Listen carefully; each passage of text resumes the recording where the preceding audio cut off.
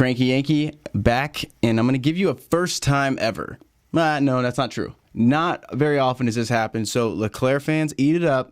I'm going to defend Leclerc, because this one is kind of weird from Vettel, because I've been a little bit more apologetic to Vettel in certain situations. I haven't found a lot of situations to defend Leclerc, and this is one I'm going to jump to. And we're going to go to where I think this double DNF began. And I didn't notice this because I was on board with Vettel doing the live commentary at the time. And sorry, well, I'm not sorry, but I have to give you this explanation so it stays up. It's got the Lewis video to stay for now. I wouldn't be shocked if it gets pulled down. But thanks for your support. If you're new, subscribe. That's the only way I can get stuff like this to stick if it's contrarian to what F1 wants, which is why they held on to the footage so long. Okay, let's get into it. So Leclerc has an unbelievable overtake coming off the control line. So I'm going to take you through it really quick, that overtake, which, I mean, it's kind of a middle finger. I mean, not in a bad way. It's like he made it look so easy. And I don't think, look, I'm not saying that's motive, but I don't think Vettel liked this. I didn't notice how seamless that was.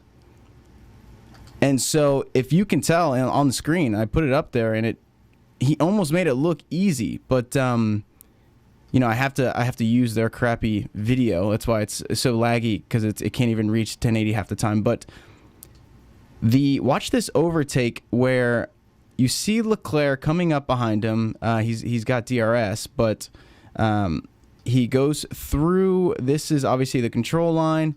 He approaches him from the rear. He's getting the slipstream. I mean, look how late this break is. He shows him an outside, which again, I don't think this is an accident, guys. He's going to begin his braking at, what is that, what was that marker? The 100, maybe, the 150? But he does it a lot later, and the second he starts to, and you can see it on his, you can see it here on his steering wheel. Him start to brake pretty aggressively, and then he moves to the inside, which is genius, because as he's preparing to make the overtake, he slips to the inside, shows that he has the line, which is a lot different than what Hamilton did. So he's there, and by the time Vettel realizes he's there, which is right now, he can't even squeeze him. He does start to move left, and he goes, he can't do anything about this, because Leclerc obviously was posturing and stalking him a couple laps to get that right, because he knew Vettel was braking a little bit earlier and found an opportunity. So he's by him there. They don't touch right here. This is not where they touch. I'm showing you the setup because I think this is what drove it. And so I don't think Vettel liked that, and he didn't cut him off or anything. And either of these turns, all these turns are safe. He's hitting the apex. And here's the part where the footage doesn't show it they didn't show it on the replays, or obviously they don't talk about this stuff. So I want to. Let me get myself out of the way, because it's right where you need to see.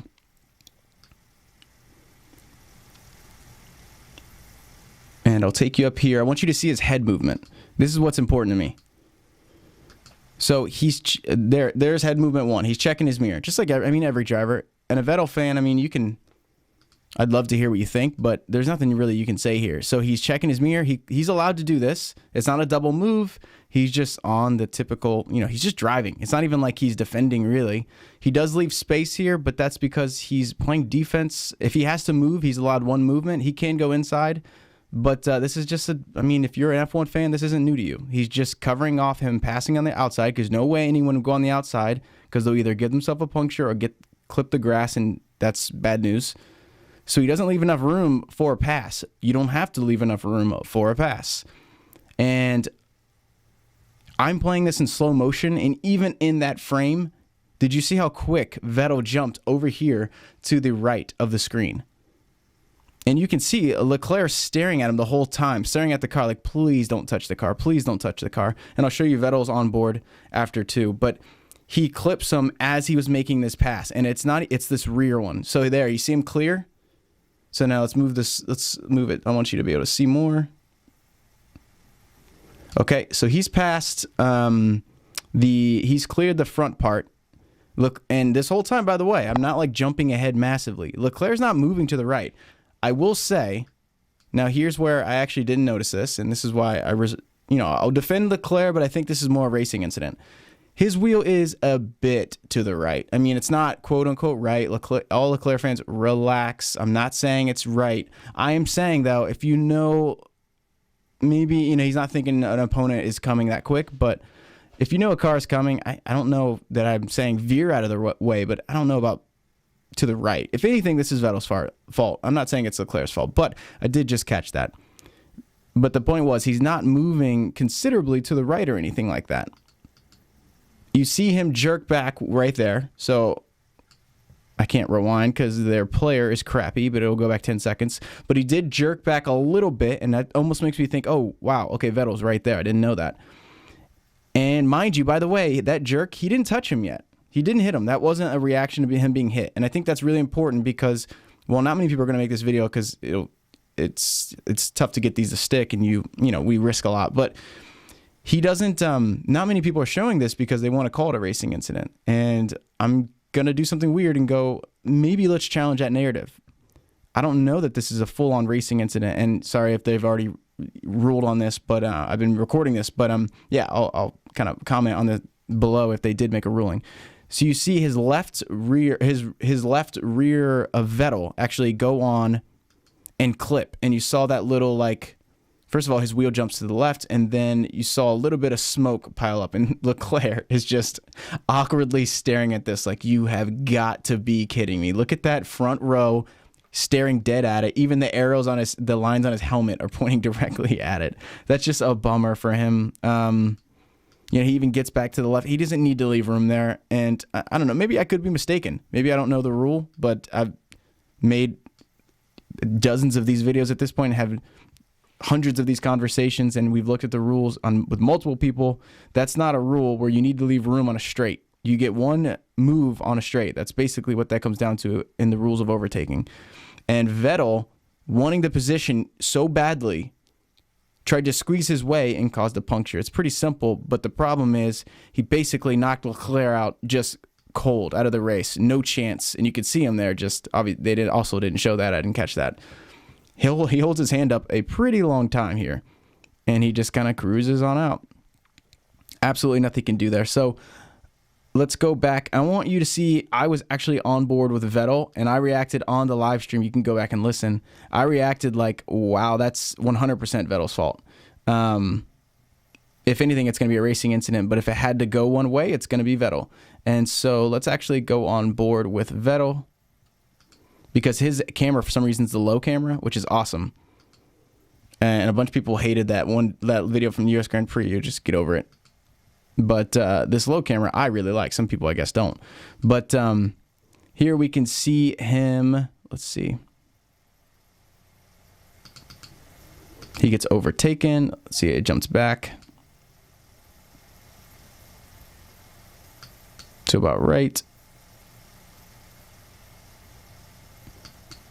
I want to go to the moment of contact, which is right here. Okay, so Vettel was just overtaken at this point, and what he tries to do is he tries to make the switchback like every other driver to compensate for their loss of position. And what we see happen next is really going to be the issue. So as I move forward in the video, he switches back, he tries to go to the outside. It doesn't actually end up working. Leclerc closes the door, moves to the outside. He doesn't have enough slipstream. And look at this point of view right here.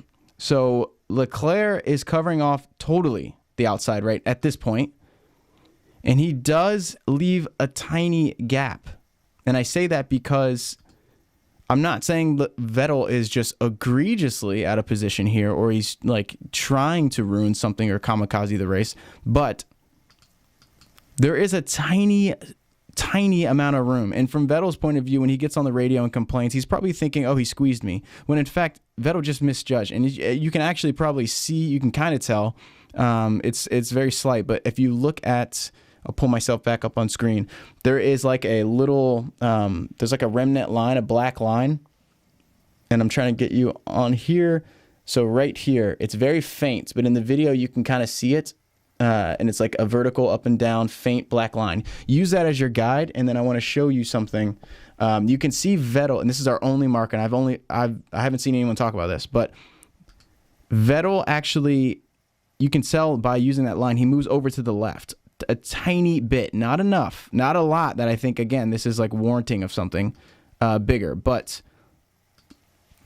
we'll go back a little bit. He tries to go for the switch. Like I said, he tries to get power onto the outside to make the pass. There's not enough room. Leclerc's wheel is touching the white line right here. That's worth noting. He's obviously defending off the outside. He starts to drift a little bit to play defense on both. That's, in my opinion, a good move. And he leaves just enough room for Leclerc. Or Leclerc leaves just enough room for Vettel. He gets on the outside. And you can tell, even as I slow it down, you're starting to lose vantage point from this point of view on the left. He is creeping slightly to the left. And he just clipped him at that point. So Vettel doesn't have some major reaction in his car. He doesn't get all bumpy or anything like that. But this point of view does leave a little bit off the table in terms of how we can analyze this from Vettel's point of view. But certainly when we look at it from Leclerc's, this is kind of there's really no way to call this Leclerc's fault, but it may be more Vettel's fault if anything. But I really think this started with Leclerc's awesome overtake where he just outbraked him. Really, it was just something that he was setting him up, obviously. And we'll go back now that we just went through all that painfully. He does drift over a tiny bit and leave him some opportunity, but that's, again, he's playing defense on the inside and outside. Leclerc doesn't move over or anything like that. At that point, you see him move to the right, but that's because he's trying to catch the fact that he's trying to catch the wheel because he just got a puncture. So it's not like he was like trying to get back over, and you can see it's already falling off. So he puts his hand up and cruises on into this little gap. And I'm not going to play his radio because it curses quite a bit. So that's this video. It is longer, but this was a very, very interesting onboard for me. And it's one of those ones where I'm going to milk it because I don't get to defend Leclerc a lot, or I don't find opportunities to. And when I can, I will. So yeah, thanks for checking this out, guys. I appreciate your support. And yeah, if you want some contrarian type content where I'll give you at least a different point of view, you don't have to agree. I'd actually love for you to disagree, but leave your thoughts below and I'll take that to heart. Thank you, guys. I really appreciate you and your time, and I'll see you soon.